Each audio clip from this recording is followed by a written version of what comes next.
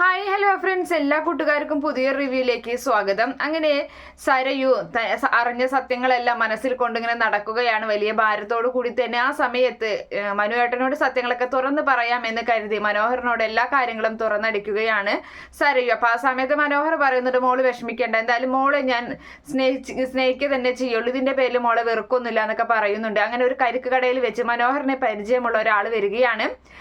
എന്നിട്ട് ചോദിക്കുന്നുണ്ട്, ഇന്നാളുടെ ഭർത്താവല്ലേ എന്നൊക്കെ ചോദിക്കുന്ന സമയത്ത് അല്ല എന്ന് പറയുന്നുണ്ട്. അപ്പൊ സരയു ആണ് അതിന് മറുപടി പറയുന്നത്. സരയു പറയുന്നുണ്ട്, ഇത് എന്റെ ഭർത്താവാണ്, മനോഹറാണെന്ന് പറയുമ്പോൾ, അയ്യോ ഇതുപോലെ തന്നെ ഒരു പയ്യൻ ഞങ്ങളുടെ നാട്ടിലുണ്ട്, അത് അവിടുത്തെ ഒരു പെൺകുട്ടിയെ കല്യാണം കഴിച്ചിട്ട് അവൻ അവിടെ നിന്ന് ആ പെൺകുട്ടിയുടെ സ്വർണവും പണമൊക്കെ അടിച്ചു മാറ്റി കൊണ്ടുപോയി, അതേ മുഖച്ചായ എനിക്ക് തോന്നിയിട്ടാ, സോറി എന്നൊക്കെ പറയുന്നുണ്ട്.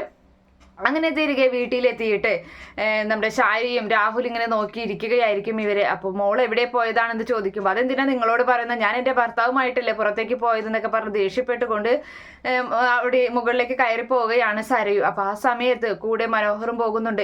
ഇവനെ എത്രയും വേഗം നമ്മുടെ മകളുടെ ജീവിതത്തിൽ നിന്നും അടർത്തി മാറ്റണം എന്ന് പറയാണ് രാഹുൽ. അപ്പൊ എങ്ങനെ അടർത്തി മാറ്റാനാണ്? ഇപ്പൊ അവൻ ചോദിക്കുന്നത് 2 കോടിയൊന്നുമല്ലല്ലോ, ഇപ്പൊ അവൻ ചോദിക്കുന്ന 5 കോടിയൊക്കെ അല്ലേ, ഇത് എങ്ങനെ കൊടുക്കാനാണെന്നൊക്കെ ഷാരി ചോദിക്കുന്നുണ്ട്. എന്തായാലും നിങ്ങളൊരു കാര്യം ചെയ്യും, നിങ്ങളെ കൊണ്ട് വേറെ കാര്യമൊന്നുമില്ല, എന്തായാലും എല്ലാം ചെയ്യുന്നത് പൊട്ടത്തരം മാത്രമാണ്. അപ്പോൾ എൻ്റെ മകൾക്ക്, അതായത് എൻ്റെ മകളല്ല നിങ്ങളുടെ മകൾക്ക് വേണ്ടി നിങ്ങൾ ചെയ്യാൻ പറ്റുന്ന ഒരു ഉപകാരം എന്ന് പറയുന്നത് അവനെ നിങ്ങൾ എങ്ങനെയെങ്കിലും കൊല്ലാൻ നോക്കുക, അല്ലാതെ വേറെ മാർഗമൊന്നുമില്ല. അപ്പൊ ഞാൻ കൊന്നു കഴിഞ്ഞിട്ട് ഞാൻ ജയിലിൽ പോകാനാണോ എന്ന് രാഹുൽ ചോദിക്കുന്നുണ്ട്.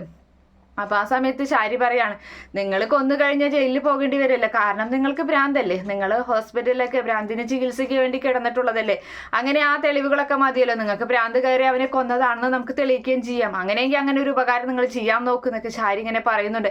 പക്ഷേ രാഹുൽ അത് സീരിയസ് ആയി തന്നെ ആലോചിക്കുകയാണ്. അങ്ങനെ സരയു ഈ സത്യങ്ങൾ അറിഞ്ഞു എന്നുള്ളത്, അതായത് തൻ്റെ അമ്മ ഷാരിയല്ല എന്ന സത്യം അറിഞ്ഞു എന്നത് ഇവരും കൂടി അറിയുകയാണ്.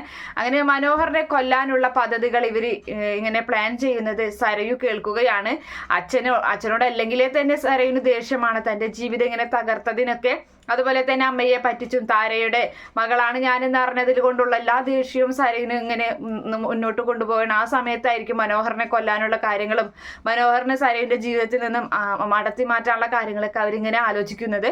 അപ്പോൾ ദേഷ്യം വന്ന് കലി കയറിയ സരയു ആണെങ്കിൽ ഓടിച്ചെന്നിട്ട് ഒരു ഇരുമ്പ് വടിയുമായി പുറകിൽ ഒളിപ്പിച്ചു വെച്ചിട്ട് നേരെ രാഹുലിന്റെ അരികിലേക്ക് ചെല്ലുകയാണ്. അങ്ങനെ രാഹുലിനെ തല്ലാൻ വേണ്ടി നിൽക്കുന്ന സമയത്ത് ആരൊക്കെയോ ഒരു വിധത്തിൽ രാഹുൽ ആ ഒരു അടിയിൽ നിന്ന് രക്ഷപ്പെടുകയാണ്. എന്നിട്ട് ചോദിക്കുന്നുണ്ട്, എന്തിനാ മോളെ ഇങ്ങനെ തല്ലോ, നിങ്ങളാണ് എൻ്റെ ജീവിതം തകർത്തത്, നിങ്ങൾ എന്നിട്ട് മനുവേട്ടനെ കൊല്ലാൻ നോക്കുന്നു എന്നൊക്കെ പറഞ്ഞിട്ട് അങ്ങനെ ഒരു പക്ഷേ ആ ഇരുമ്പ് വടി കൊണ്ട് നമ്മുടെ രാഹുലിന്റെ തലയ്ക്ക് അടിക്കുക തന്നെ ചെയ്യുന്നുണ്ട്.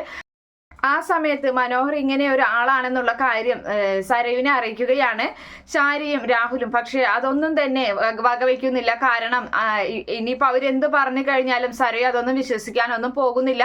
അങ്ങനെ അതൊക്കെ കേൾക്കുമ്പോൾ മനോഹറും സന്തോഷമാവണം, തന്നെ പറ്റിയുള്ള സത്യങ്ങൾ തുറന്നടിച്ചിട്ടും അവൾക്ക് വിശ്വാസം വരുന്നില്ലല്ലോ എന്നൊരു സന്തോഷത്തിൽ മനോഹർ മുന്നോട്ട് പോവുകയാണ്.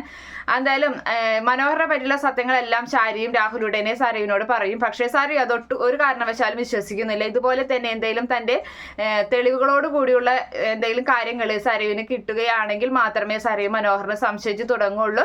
അങ്ങനെ ഒരു ഭാഗമൊക്കെയാണ് എന്തായാലും വരാൻ പോകുന്നത്. Okay friends, bye, thank U.